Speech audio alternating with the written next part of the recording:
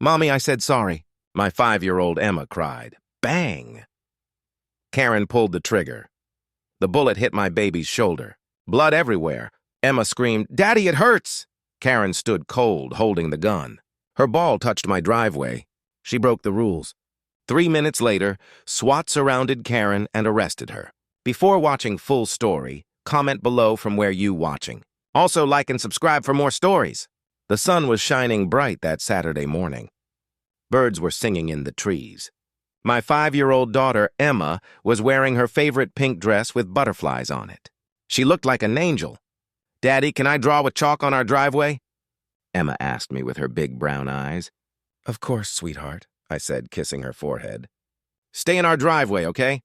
"I promise, Daddy." She ran outside with her box of colorful chalks.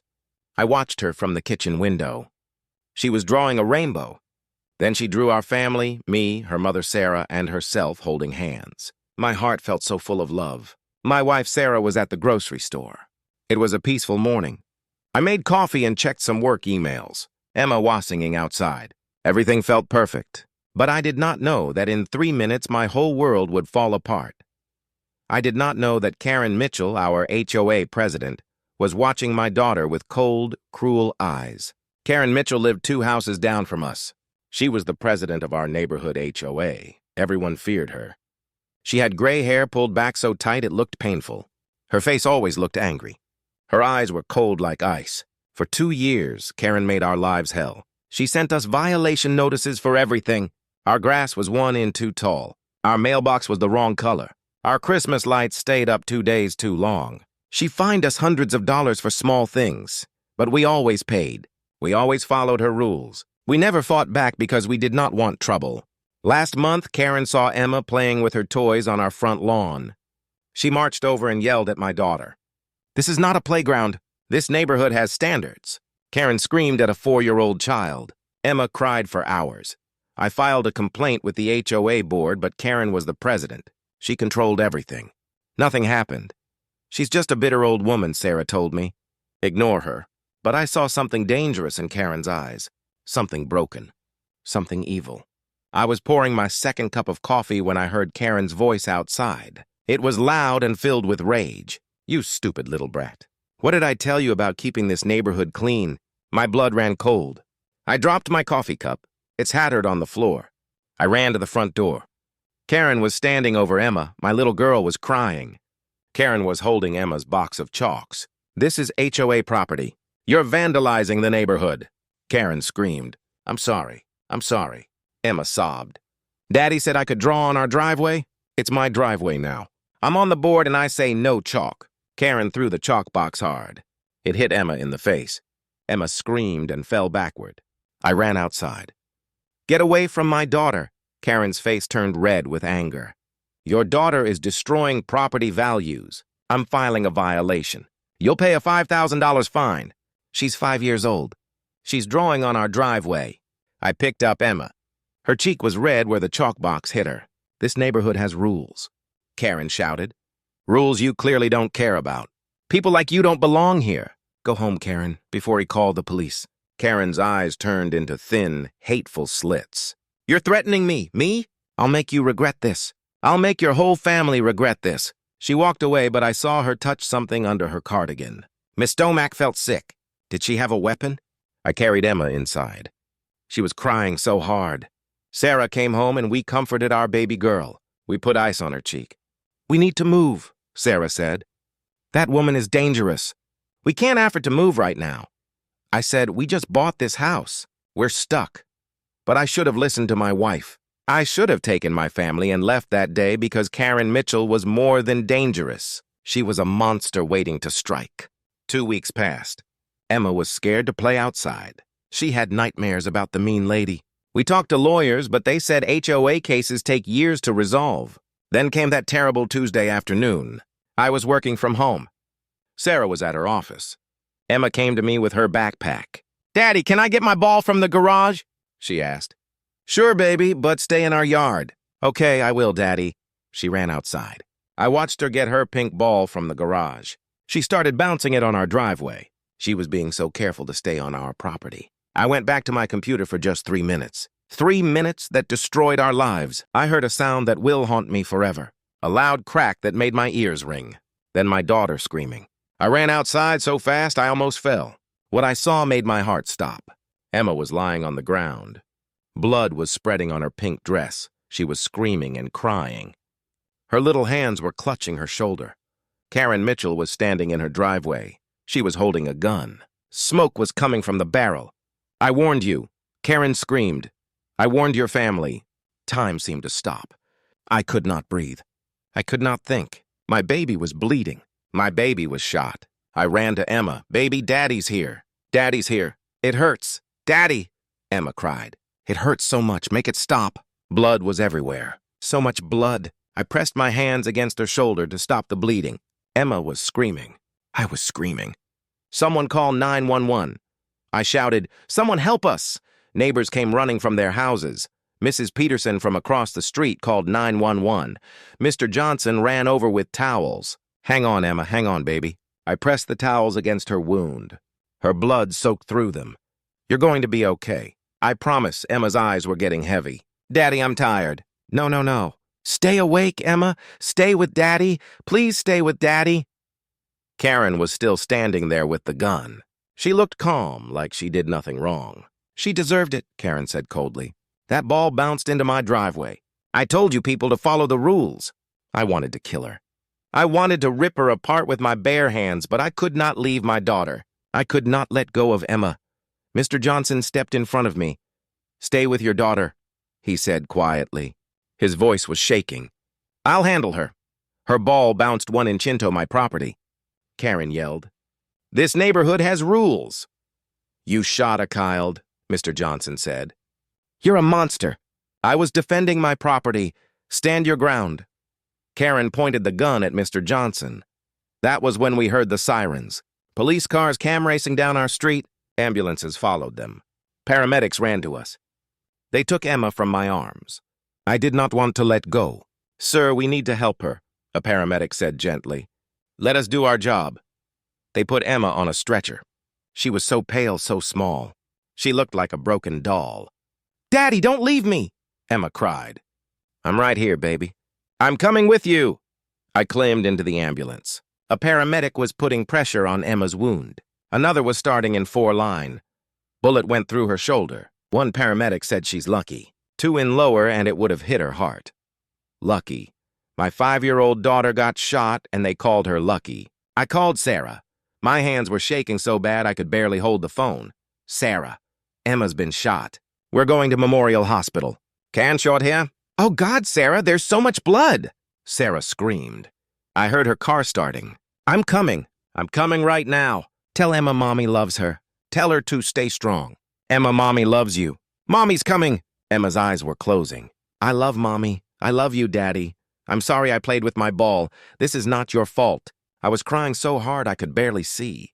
You did nothing wrong. Nothing. The lady was so angry. Emma whispered. I said sorry, but she shot me anyway. My heart broke into a million pieces. My innocent baby girl apologized to her shooter. She thought it was her fault. The ambulance raced through red lights. Sirens blared.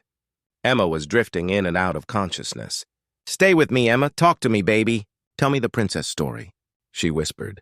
Even dying, she wanted me to tell her favorite story. I held her tiny hand and started talking. My voice was breaking. Tears ran down my face. Once upon a time, there was a brave princess named Emma.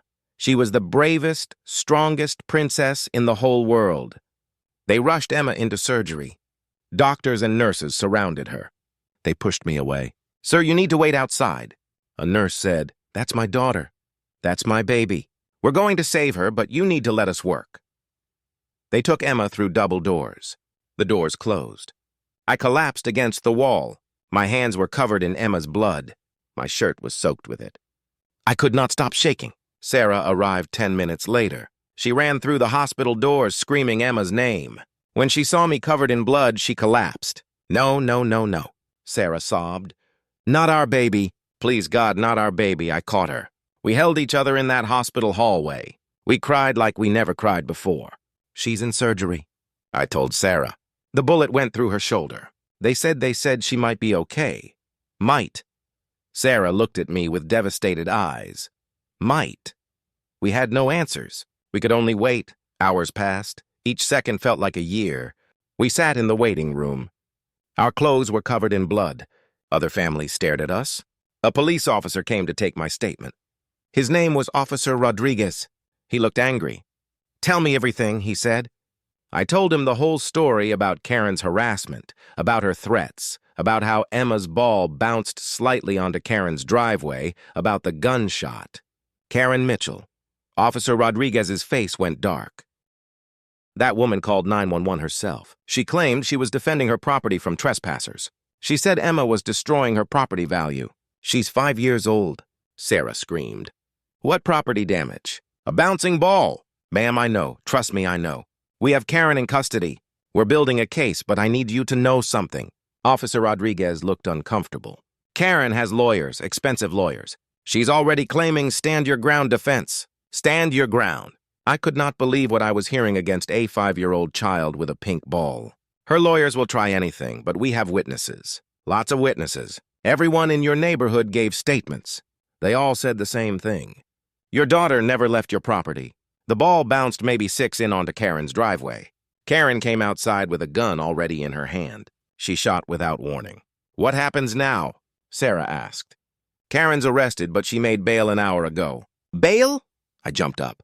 "She shot a child and she's free. Her lawyers got her out. I'm sorry, the system isn't perfect, but trust me, Mr. Wilson, Karen Mitchell will pay for this." "But would she?" Rich people with lawyers always seem to win. The surgeon came out 6 hours later. His scrubs had blood on them. Emma's blood. "Mr. and Mrs. Wilson, we ran to him. Is she alive?" Sarah could barely speak. "Emma's alive. The surgery went well. The bullet passed through her shoulder, missing major arteries. She'll need physical therapy, but she should recover fully." I fell to my knees. "Thank God, thank you, God. Can we see her?" Sarah asked. "She's in recovery. You can see her soon, but I need to tell you something else." The surgeon looked sad. Emma was traumatized. Even under anesthesia, she was crying and calling for you. She kept saying, "I'm sorry," over and over. The psychological damage might be worse than the physical injury. That broke me. Karen did not just shoot my daughter's body. She shot her soul. They led us into recovery. Emma looked so small in that hospital bed. Tubes and wires connected to her body. Her shoulder was bandaged. Her face was pale, but she was breathing. She was alive. Sarah and I sat on each side of the bed. We held Emma's hands. "We're here, baby," Sarah whispered. "Mommy and Daddy are here." Emma's eyes opened slowly. When she saw us, she started crying. "I'm sorry, Mommy. I'm sorry, Daddy. I didn't mean to let my ball bounce." I tried to catch it. "I'm sorry, oh baby," Sarah was sobbing. "You have nothing to be sorry for. Nothing. This is not your fault. But the lady said I broke the rules. The lady is wrong. The lady is evil. You are perfect. You are our perfect, beautiful girl." Emma cried herself to sleep. Sarah and I held her all night. We did not let go. We were afraid if we let go, we might lose her. The story hit the news the next morning. HOA president shoots 5-year-old over ball. It went viral. My phone exploded with messages. Friends, family, strangers, everyone was horrified. News reporters camped outside the hospital. They wanted interviews. I gave them one statement. "My daughter is 5 years old. She was playing with a ball, and Karen Mitchell shot her for it. That woman deserves to rot in prison forever." The video went everywhere. Millions of views. People were enraged. Karen's face was on every news channel. People found her social media. She had posted about maintaining property values and dealing with problem neighbors just hours before shooting Emma. The internet detective army went to work.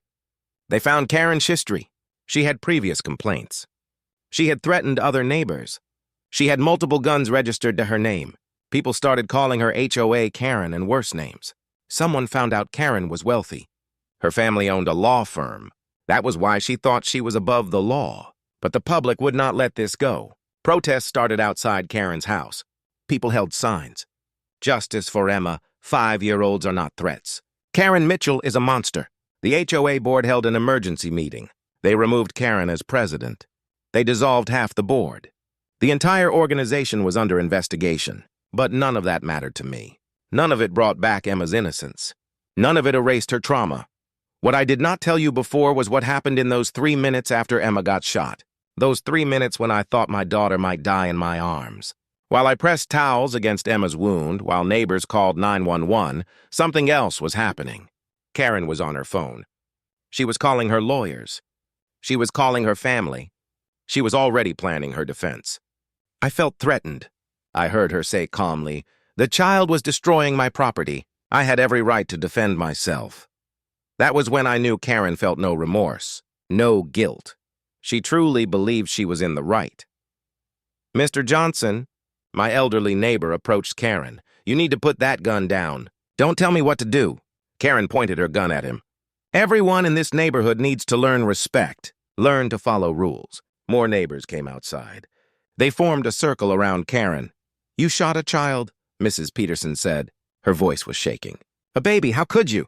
"That baby was trespassing." Karen screamed. "Her ball came onto my property." The HOA bylaws clearly state, "There's a child bleeding on the ground," Mr. Johnson shouted. "And you're talking about bylaws." Karen's face went red. "I warned them. I warned that family. They didn't listen. So I made them listen. That was when we all realized the horrible truth." Karen planned this. She was waiting for a reason to shoot. The sirens got louder. Police cars screeched to a stop at the end of our street, but they did not come closer. They blocked off the road because they did not send regular police. They called SWAT. Karen was still holding her gun. She was waving it around. Neighbors were backing away slowly. A loud voice came through a megaphone. "This is the police. Drop your weapon. Put your hands on your head." A SWAT van rolled down the street. Armed officers in tactical gear spread out. They had rifles. They had shields. They surrounded Karen's position. Karen looked confused for the first time, like she just realized she might be in trouble. "I'm a law-abiding citizen," Karen yelled. "I was defending my property. You should be arresting them. Drop the weapon now," the megaphone voice commanded. "You don't understand. I'm the HOA president. I have rights. Stand your ground law. Castle doctrine. Ma'am, this is your final warning. Drop the weapon or we will use force." I was still holding Emma. The paramedics were working on her, but I watched what happened next. Karen raised her gun. She pointed it toward the police. Everything happened so fast. Red laser dots appeared on Karen's chest. SWAT officers shouted. Karen's face showed fear for the first time. "Wait, wait!" Karen screamed. "I'm putting it down. I'm putting it down." She dropped the gun. It clattered on her driveway. She raised her hands slowly. SWAT officers rushed forward. They tackled Karen to the ground. They handcuffed her. She was screaming about her rights, about lawsuits, about how she did nothing wrong. They dragged her to a police car. She was still yelling. "That child was trespassing. Her ball bounced onto my property. I sent them 17 violation notices. They refused to comply. I had to make them understand." Officer Rodriguez walked up to Karen's face. "You shot a 5-year-old child over a ball. You're done." They put Karen in the car. She was crying now. Not tears of remorse. Tears of anger. She was angry that she got caught. Angry that she faced consequences. The ambulance with Emma pulled away. Sirens wailing. "My baby fighting for her life!" Karen screamed one last time. She broke the rules. Emma stayed in the hospital for 8 days. Each day was agony. She had nightmares. She would wake up screaming, "The lady with the gun. She's coming. Make her go away." Sarah and I took turns sleeping at the hospital. We never left Emma alone. Physical therapy was painful. Emma cried through every session. Her shoulder hurt. She could not lift her arm. "I can't draw anymore, Daddy," she sobbed one day. "My arm won't work." The lady broke my arm. "Your arm will heal, baby. The doctors promised. But what if it doesn't? What if I can't draw rainbows anymore?" It killed me. My artistic little girl was worried she lost her ability to create. Child psychologist came to see Emma. They diagnosed her with PTSD, post-traumatic stress disorder. At 5 years old, she'll need years of therapy. The psychologist told us she'll always remember this. The best we can do is help her process it in healthy ways. Sarah cried every single day. She blamed herself. "I should have been home. I should have protected her. This is not your fault." I told her this is Karen's fault, only Karen's. But guilt does not listen to logic. Emma refused to go outside. Even in the hospital, she was afraid of windows. What if the lady comes back? What if she has another gun? "The lady is in jail, sweetheart. She can't hurt you anymore. Promise, I promise." But I was not sure I was telling the truth. Rich people with lawyers sometimes go free. The prosecutor called me. Her name was Jennifer Hayes. She sounded fierce. Mr. Wilson, we're charging Karen Mitchell with attempted murder, assault with a deadly weapon, child endangerment, and illegal discharge of a firearm. Will she go to prison? If I have anything to do with it, she'll never see daylight again. But I need you to be prepared. Her lawyers are good. They'll try everything. Character assassination, victim blaming. They'll claim Emma provoked her. Emma is 5. I know, and a jury will know too. But trials are unpredictable. I need you and your family to be strong. Karen's lawyers held a press conference. They painted her as a concerned citizen, trying to maintain community standards. They claimed she feared for her safety when Emma's ball came near her property. The media tore them apart, but it showed us what we were up against. The preliminary hearing came. Sarah, Emma, and I went to court. Emma had to see Karen again. When Emma saw Karen in that courtroom, she grabbed my arm so tight her nails drew blood. She started hyperventilating. That's her daddy. That's the mean lady. Karen looked at Emma with cold eyes. No remorse, no apology, just anger. The judge set trial for 6 months away. Karen posted bail $5 million like it was nothing. She went home to her house, 2 houses down from us. We could not move. We were trapped. All our money went to Emma's medical bills. We were prisoners in our own home. Karen got a restraining order against us. Her lawyers claimed we were harassing her. It was insane. Emma refused to go outside. She spent her days inside drawing pictures with her left hand because her right shoulder still hurt. She drew the same picture over and over. A little girl, a woman with a gun read everywhere. "Baby, can you draw something happy?" Sarah asked her once. "There's nothing happy, Mommy. The world is scary now." 5 years old and the light in her eyes was gone. I installed security cameras, locks, alarms. I bought a baseball bat. I slept with it next to my bed. Every car sound made me jump. Every knock on the door made my heart race. We were living in fear while Karen lived in comfort 2 houses away. The neighborhood changed. Half the families moved out. They could not stand living near a place where a child got shot. People left flowers and toys on our lawn. Notes that said, "We're sorry and justice for Emma," but sorry did not heal Emma's body. Sorry did not stop her nightmares. 6 months later, the trial began. The courtroom was packed. Media everywhere. Protesters outside. Karen wore expensive suits. She looked calm. Her lawyers were confident. The prosecution called me to the stand first. I told them everything about the harassment, the threats, the shooting. Karen's lawyer cross-examined me. "Mr. Wilson, isn't it true you filed multiple complaints against my client because she was harassing my family? Or were you harassing her, refusing to follow community guidelines? She shot my daughter allegedly. We'll let the jury decide that. They tried to make me the villain." The jury looked disgusted with them. Sarah testified. She broke down on the stand. "That monster shot my baby, my innocent baby." Then came the hardest part. Emma had to testify. She was 7 now. 2 years had passed. She was still in therapy, still afraid of the world. The judge was gentle. "Emma, can you tell us what happened that day?" Emma's voice was so quiet. "I was playing with my ball. It bounced. The mean lady came outside with a gun. I said, 'Not sorry, she shot me anyway.' It hurt so much. I thought I was going to die." "Did you go onto her property?" "No, the ball did, but I didn't. I was trying to catch it." "What did you do after your ball bounced?" "I said sorry. I said sorry so many times, but she shot me anyway." There was not a dry eye in that courtroom except Karen's. She looked bored. The defense tried to cross-examine Emma. "Isn't it possible you did step onto Ms. Mitchell's property?" "Objection," the prosecutor shouted. "The defendant is traumatizing this child. Sustained. Move on, counselor." The evidence was overwhelming. Security footage from 3 houses, 17 witnesses. The bullet trajectory. Everything proved Karen shot Emma without provocation. The defense argued stand your ground. They argued Karen felt threatened. They argued property rights. The jury deliberated for 3 hours. We sat in that hallway, Sarah's hand in mine. Emma between us waiting for justice. The bailiff called us back in. The jury has reached a verdict. My heart pounded so hard I thought it would explode. "On the count of attempted murder, how do you find the defendant?" "Guilty." Sarah started crying. I hugged Emma tight. "On the count of assault with a deadly weapon?" "Guilty." "On the count of child endangerment?" "Guilty." Every single count. Guilty, guilty, guilty.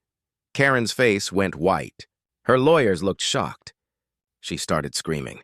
"This is wrong, wrong. That brat deserved it. She broke the rules even then." Even then, she showed no remorse. The judge slammed his gavel. "Ms. Mitchell, you are remanded into custody until sentencing. Bailiff, remove her from my courtroom." They dragged Karen away. She was screaming about appeals, about injustice, about rules, but she was going to prison. Finally, 2 months later, we returned for sentencing. The judge looked at Karen with disgust.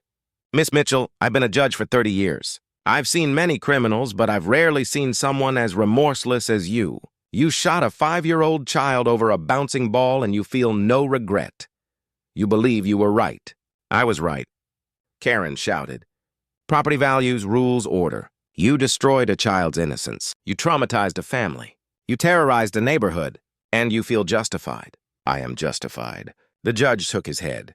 "The law allows me to sentence you to 25 years to life. I'm going to use that full discretion. Karen Mitchell, I sentence you to life in prison without the possibility of parole for 25 years. "No!" Karen screamed. "I have rights. I have money. I have lawyers. You have a cell waiting for you. Get her out of my courtroom." They dragged her away. She was still screaming, still claiming she was innocent, but she would spend the rest of her life in prison. She was 67 years old. She would die there just as finely. It has been 3 years since that terrible day. Emma is 8 years old now. She still has nightmares sometimes. She still sees a therapist twice a week. She still has a scar on her shoulder that will never go away, but she's smiling again. Not as much as before, but she's trying. She draws again. Beautiful pictures. She draws rainbows and families in love. She still does not like going outside alone, but she's getting braver. Last week, she rode her bike in our driveway. For the first time in 3 years, she played outside. Sarah and I watched from the window. We cried tears of joy. "Look, Mommy. Look, Daddy. I'm riding my bike. We see you, baby. You're doing amazing." She fell off once. She looked scared, but then she got back on. She kept trying. Our brave girl, our survivor. Wrestled that house. We moved far away to a place with no HOA, no Karens, no bad memories. Emma started the 3rd grade at a new school. She made friends. She laughed again. The physical wound healed. The emotional wound is healing slowly, but it is healing. We sued the HOA. We sued Karen's estate. We sued everyone responsible. We won millions of dollars, enough to pay for Emma's therapy for life, enough to secure her future. But money does not erase trauma. Money does not give Emma back her innocence. The HOA dissolved completely. Every board member resigned. The neighborhood changed its rules. No more power-hungry monsters running people's lives. Other families who were harassed by Karen came forward. We learned we were not alone. Karen had tormented dozens of families. We were just the ones she finally shot.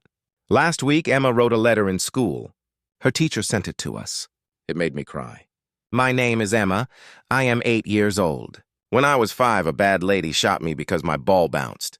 I almost died. I was so scared. I had nightmares for years. But I'm still here. I'm still alive.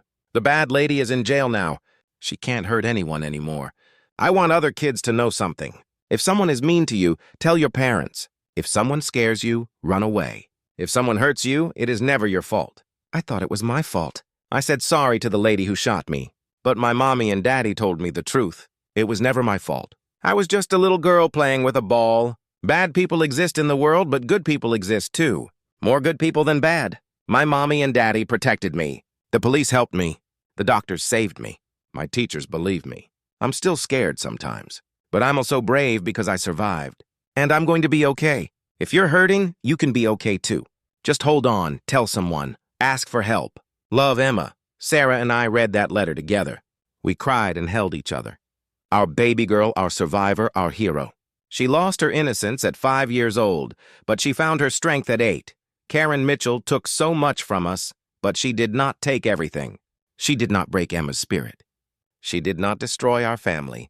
We are still here. We are still fighting. We are still healing. And Emma is still drawing rainbows. This story is about the cruelty of power-hungry people, about how monsters hide behind rules and authority, about how innocent children pay the price for adult evil.